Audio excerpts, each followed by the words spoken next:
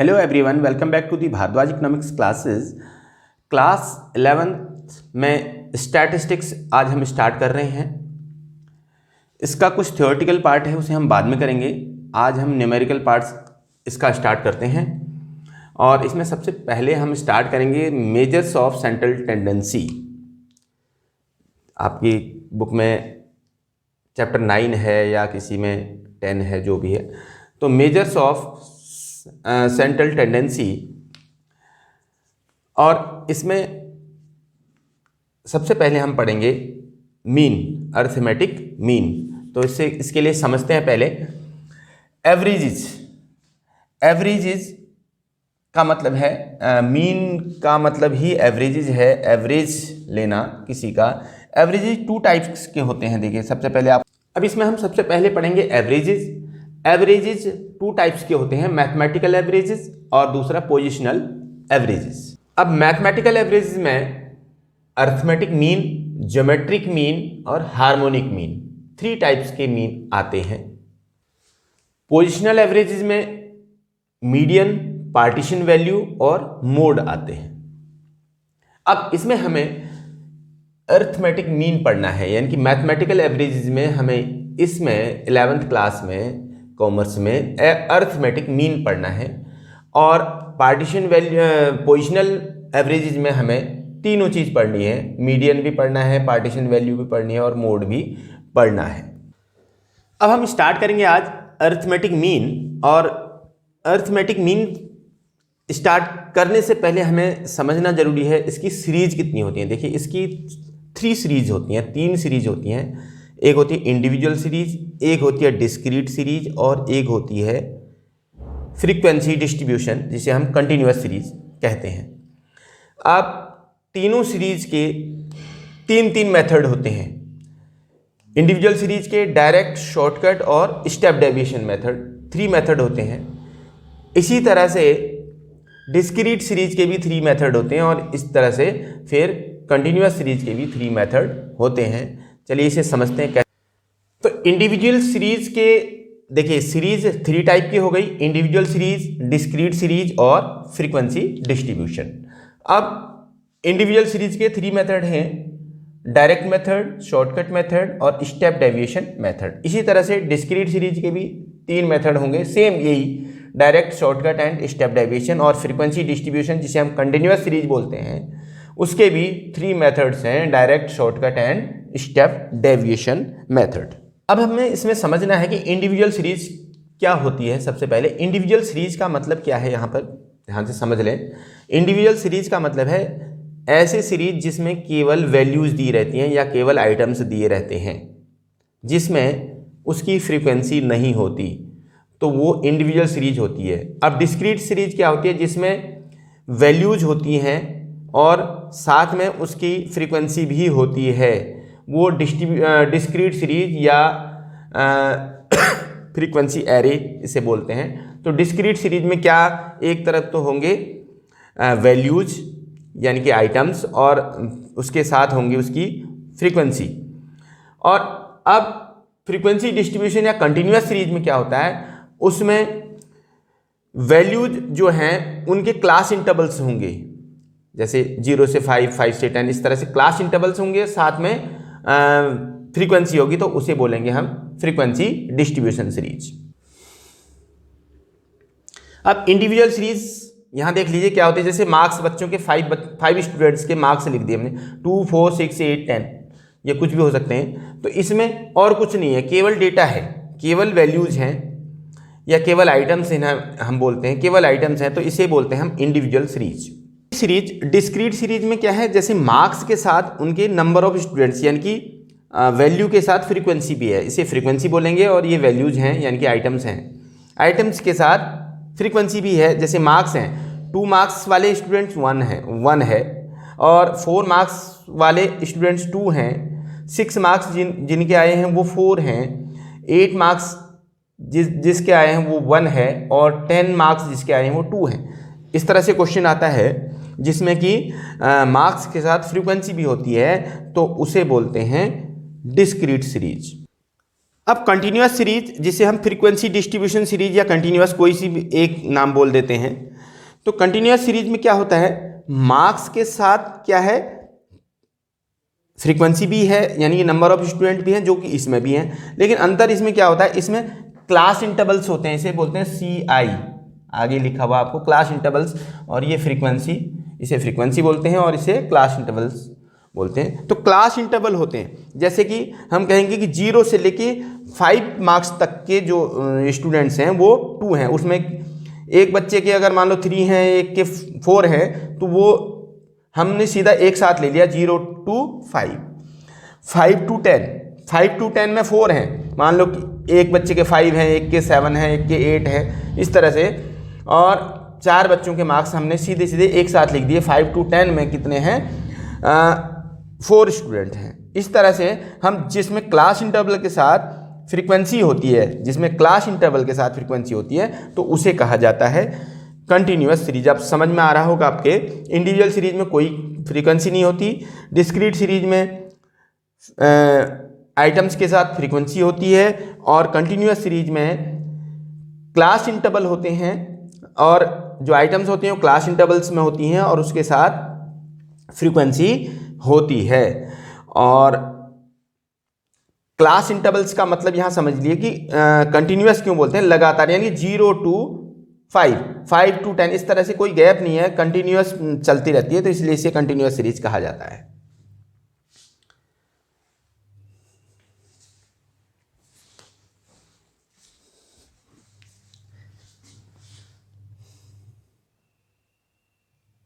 Suppose हमारे पास हमारे 5 student के मार्क्स हैं 2, 4, 6, 8, 10। अब हम इसका डायरेक्ट मेथड से कैसे इस क्वेश्चन को करेंगे, तो इसमें सबसे पहले डायरेक्ट मेथड का फॉर्मूला क्या होता है, देखिए, x bar is equal to sigma x upon n होता है। अब इसमें x बार का मतलब है मीन, n का मतलब है number of items, sigma x का मतलब सम ऑफ आइटम्स। और दूसरे तरीके से हम इसे लिख सकते हैं कि x bar is equal to, अब जैसे ये क्वेश्चन है, मार्क्स दिए हैं 2, 4, 6, 8, 10, 5 स्टूडेंट्स के मार्क्स हैं 2, 4, 6, 8, 10। अब इसे हम डायरेक्ट मेथड से करेंगे, इंडिविजुअल सीरीज है, इसमें कोई फ्रीक्वेंसी नहीं है, इसे डायरेक्ट मेथड से करेंगे तो x bar is equal to total value of the items upon number of items, क्या बोलते हैं इसको, x bar is equal to sigma x upon n। तो सिग्मा x का मतलब टोटल, सिग्मा मीन्स क्या होता है, टोटल सम, और x का मतलब है जो x वैल्यू है, ये मार्क्स को हम x में, इन्हें x कह सकते हैं, ये मार्क्स हैं, तो सिग्मा x का मतलब इनका सबका total upon number of items, number 1, 2, 3, 4, 5, ये नंबर ऑफ आइटम, n इसे नंबर ऑफ आइटम्स बोलते हैं। तो इसे कैसे करेंगे, x bar is equal to 2 + 4 + 6 + 8 + 10 upon 2, 2 + 4 + 6 + 8 + 10, ये सारे हमने ऐड कर दिए और डिवाइडेड बाई 5 है, n इज इक्वल टू 5 है, तो x bar is equal to कितना हो गया, 30/5, और 30 को डिवाइड कर देते हैं 6, तो x bar is equal to 6 आ गया। ये क्वेश्चन हो गया हमारा इंडिविजुअल सीरीज का डायरेक्ट मेथड से। किससे, डायरेक्ट मेथड से। अब आपको समझ में आ गया होगा इंडिविजुअल सीरीज में क्या है, सिंपल आपको डेटा दिया रहता है, यानी कि वैल्यूज दी रहती हैं, तो हमें करना क्या है, इन सारी वैल्यूज को ऐड करके नंबर ऑफ आइटम से डिवाइड कर देना है, बस sigma x upon sigma n करना है। दूसरा है शॉर्टकट मेथड। शॉर्टकट मेथड में क्या होता है, x bar is equal to a plus sigma d upon n होता है। अब इसमें यहां पर क्या है, a for assumed mean, a is equal to assumed mean होता है, d is equal to deviation होता है, n इज इक्वल टू क्या होता है, नंबर ऑफ आइटम्स होता है। अब हम इसी क्वेश्चन को करना चाहते हैं कि शॉर्टकट मेथड से, तो कैसे करेंगे, x bar is equal to, पहले हम यहां पर, चलिए पहले फॉर्मूला बाद में लिखेंगे, यहां x लिख लेते हैं, x की वैल्यू है 2 4 6 8 10, 2 4 6 8 10।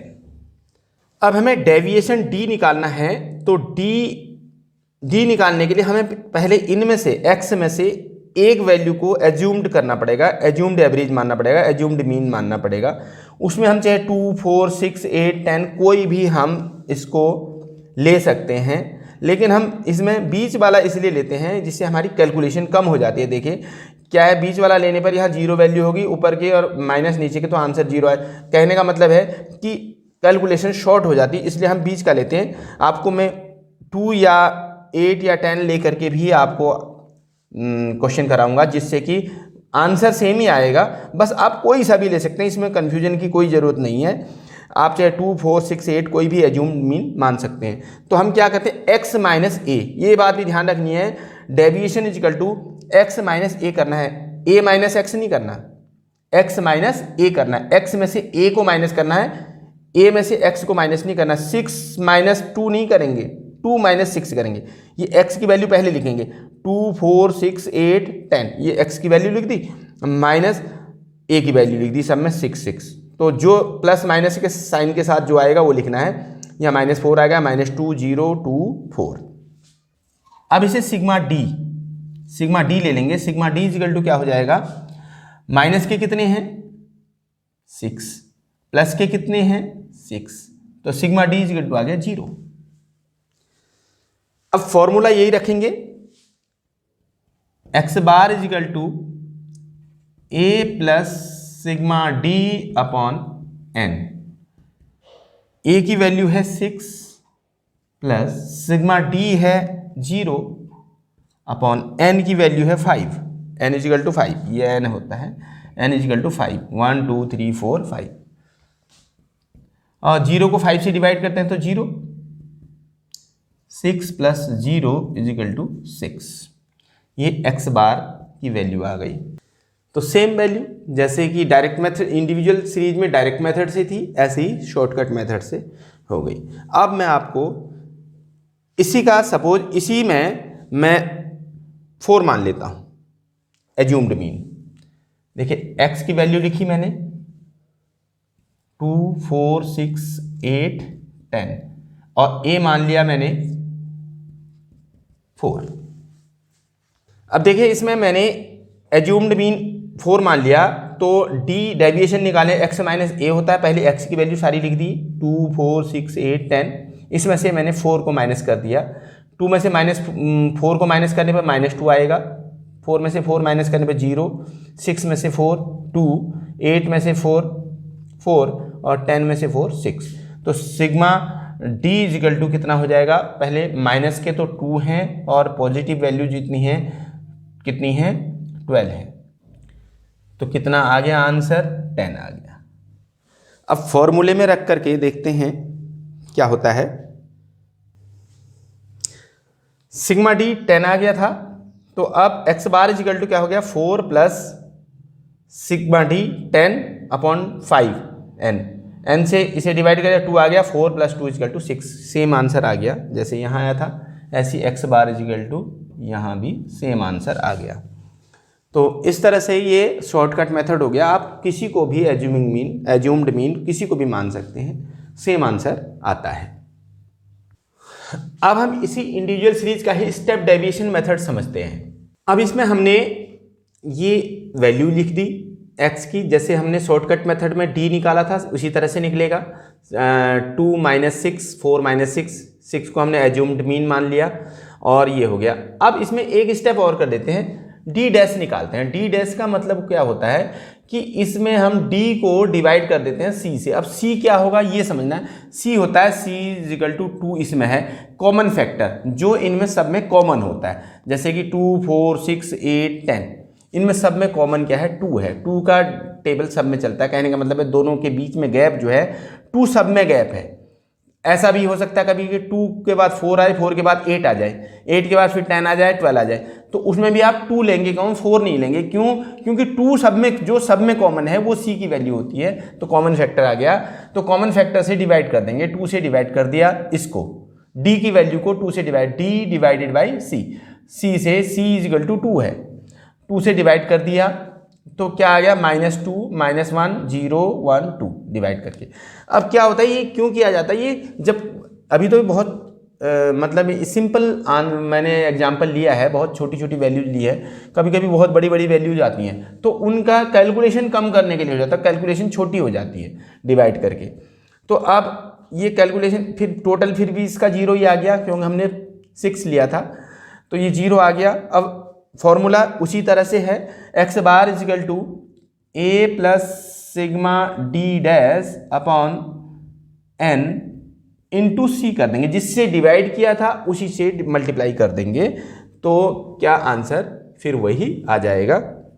वैल्यू रख दो इसमें, x bar is equal to a की वैल्यू क्या है 6 है, प्लस d डैश की वैल्यू कितनी है 0 है, अपॉन 5 इंटू सी की वैल्यू कितनी है 2 है, तो इजिकल टू 6 प्लस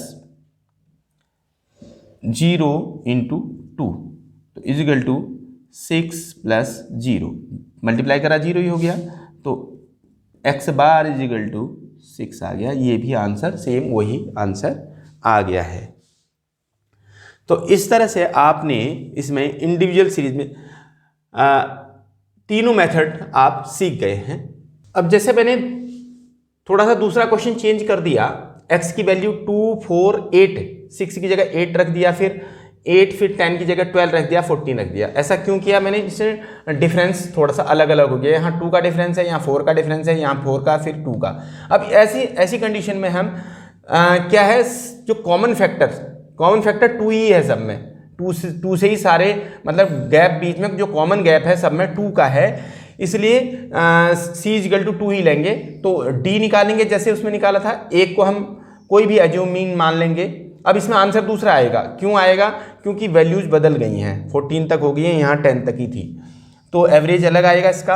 अब देखें 2 - 8 6 - 8 4 - 8 8 - 8 ऐसे माइनस कर दिया, -6 -4 0 4 6 ये वैल्यू होगी माइनस करके। अब इसको c से डिवाइड कर दिया, c इजिकल टू 2 है, 2 से डिवाइड कर दिया तो -3 -2 0 2 और 3। अब सिग्मा डी निकाला तो 0, क्योंकि माइनस के 5 हैं और प्लस के 5 हैं, तो 0 आ गया। तो अब फॉर्मूले में रखा x bar is equal to a plus sigma d dash upon n into c. अब क्या है, a की वैल्यू है 8 प्लस डी डैश की वैल्यू 0 आ गई, 0 अपॉन 5 इजिकल टू 0 ही होता है, इंटू 2 से मल्टीप्लाई करें फिर 0 ही हो जाएगा, तो x बार इजिकल टू 8 आ गया। तो ये क्या है, कॉमन फैक्टर। मैंने आपको इसमें केवल चेंज इसलिए किया कि यहाँ कॉमन 4 है, मतलब यहाँ वैल्यू डिफरेंस 4 है, यहाँ 2 है, लेकिन हमें वो डिफरेंस लेना है जो सब में हो, सब में से कॉमन लिया जा सके, वो 2 लिया जा सकता है, तो 2 ले लिया। तो आपको ये आज इंडिविजुअल सीरीज आपको समझ में आ गया होगा। नेक्स्ट वीडियो में हम डिस्क्रीट सीरीज समझेंगे, उसके तीनों मेथड समझेंगे, स्टेप बाय स्टेप थोड़ा थोड़ा करके समझते रहेंगे और आपको अच्छे से समझ में आ जाएगा। लेकिन उससे पहले आपको क्या करना है कि पेन कॉपी ले करके जितने भी इंडिविजुअल सीरीज के क्वेश्चन हैं आपकी बुक में वो सारे कर लेने हैं, सभी कर लेने, सभी इसी तरह से होंगे, बस डिजिट्स चेंज होती हैं, नंबर्स चेंज होंगे, वैल्यूज चेंज होंगी, कहने का मतलब है, बट सिस्टम यानी कि मेथड जो है वो यही होगा, तरीका यही होगा, इसी तरीके से करने हैं आपको। इसमें कोई गलती नहीं, मतलब बिल्कुल सावधानी से इसे करें और कोई मिस्टेक नहीं आएगी और आपके आंसर बिल्कुल सही सही आएंगे। आपको सारे इंडिविजुअल सीरीज़ के क्वेश्चन करने हैं। और वीडियो आपको अच्छी लगी तो शेयर ज़रूर करें, लाइक करें, कमेंट करें, और अभी तक जिन्होंने चैनल सब्सक्राइब नहीं किया प्लीज़ चैनल सब्सक्राइब ज़रूर कर लें। Thank you very much.